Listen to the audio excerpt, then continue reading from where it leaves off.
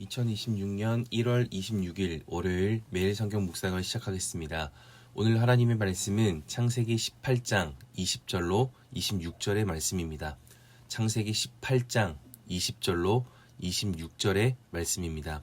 여호와께서 또 이르시되 소돔과 고모라에 대한 부르짖음이 크고 그 죄악이 심히 무거우니 내가 이제 내려가서 그 모든 행한 것이 과연 내게 들린 부르짖음과 같은지 그렇지 않은지 내가 보고 알려 하노라.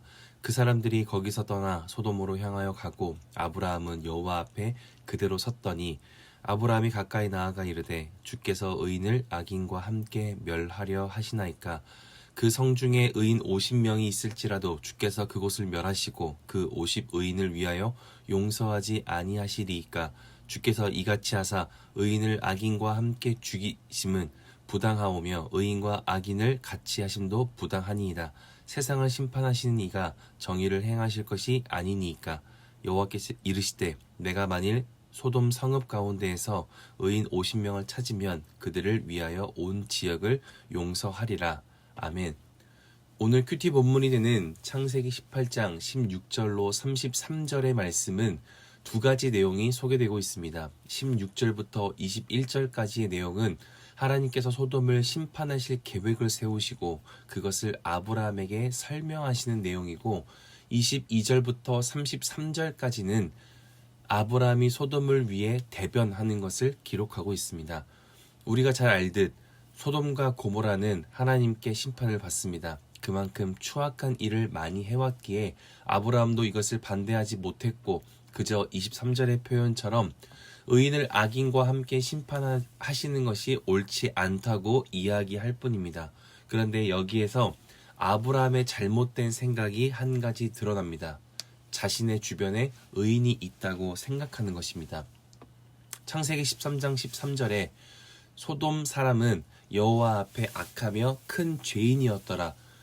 소돔 사람과 그 땅은 이미 하나님 앞에 큰 죄가 가득했고 그렇기에 오늘 본문 창세기 18장 20절에 여호와께서 소돔과 고모라에 대한 부르짖음이 크고 그 죄악이 심히 무겁다고 표현하는 것입니다. 그런데도 아브라함은 하나님께서 소돔을 벌하신다는 이야기를 듣고 이렇게 이야기합니다. 24절에 그 성중에 의인 50명이 있을지라도 주께서 그곳을 멸하시고 그 50 의인을 위하여 용서하지 아니하시리이까.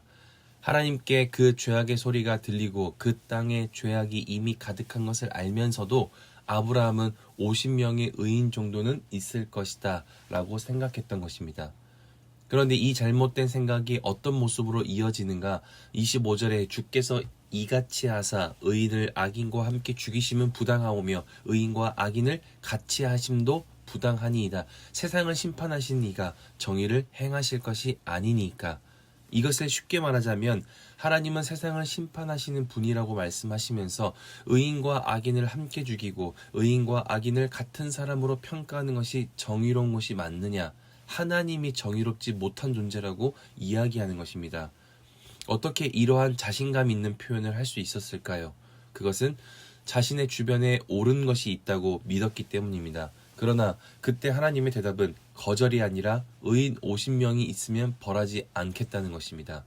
이제 아브라함은 하나님의 말씀을 듣고 자신의 주변을 살피며 의인이 누가 있는가를 생각하고 확인하고 찾았을 것입니다.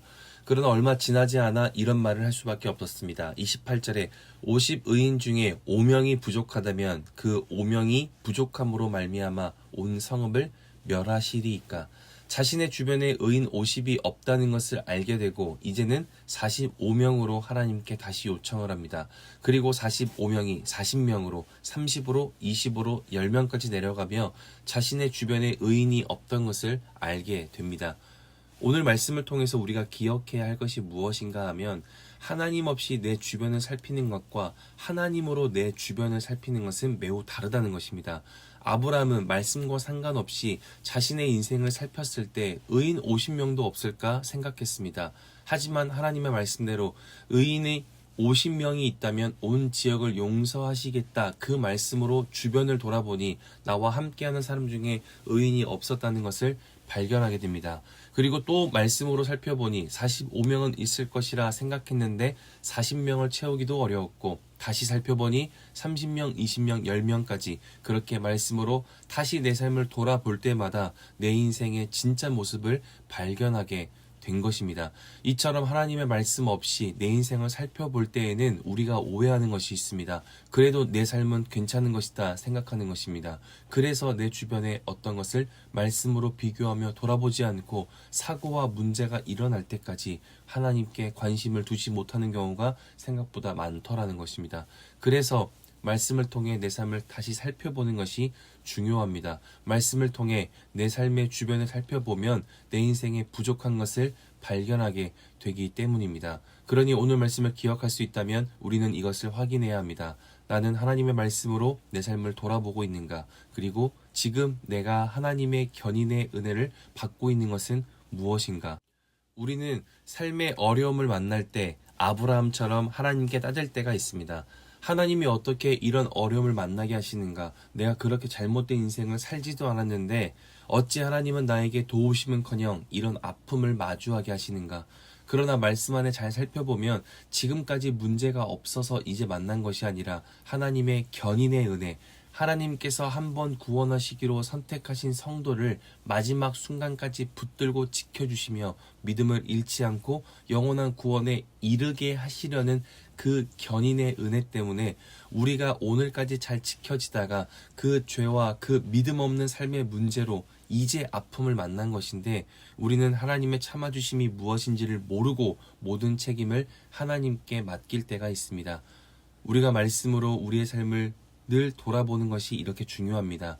나는 괜찮다고 생각하는 그 영적 나태함이 내 주변의 의인이 줄어드는 것조차 발견하지 못하고 결국 말씀이 들려지고 그 말씀으로 내 삶을 돌아보는 그때 가장 외로웠고 가난했던 내 삶을 드디어 마주하게 만들기 때문입니다. 그러니 오늘 말씀을 기억할 수 있다면 말씀으로 내 삶을 정직하게 돌아볼 수 있기를 바랍니다. 그리고 현재 하나님의 견인의 은혜로 내가 용서받고 있는 문제는 무엇이 있는지를 돌아볼 수 있길 바랍니다.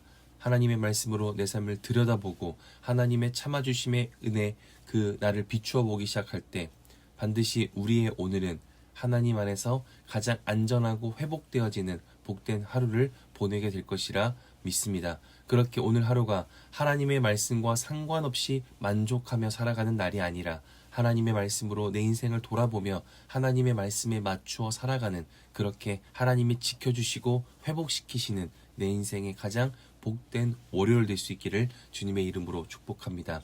기도하겠습니다. 사랑이신 아버지 하나님, 우리의 삶을 또 한 번 말씀으로 결단하게 하시니 감사합니다.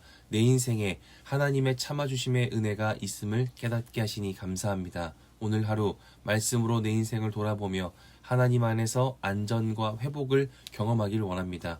말씀에 맞추어야 할 믿음의 모습을 발견하게 하시고 그 믿음을 나타낼 수 있는 담대함을 주시어 그렇게 오늘 하루 그 믿음이 우리의 삶을 인도하는 복된 하루가 되게 하여 주시옵소서. 그렇게 인도하실 주님께 감사와 찬양을 올려드리며 이제는 우리 주 예수 그리스도의 은혜와 하나님의 사랑하심과 성령의 내주교통 역사하심이 하나님의 말씀으로 내 삶을 돌아보며 믿음의 빈자리를 나의 결단과 나의 적용으로 채워내기로 또 한 번 다짐하고 돌아가는 함께하는 모든 하나님의 사람들 머리 위에, 그리고 멀리 해외 국내 지방에 출타한 가족들, 우리 교회 환우들과 우리 교회와 복중의 생명까지 이제로부터 영원토록 함께 없시기를 간절히 축원하옵나이다. 아멘.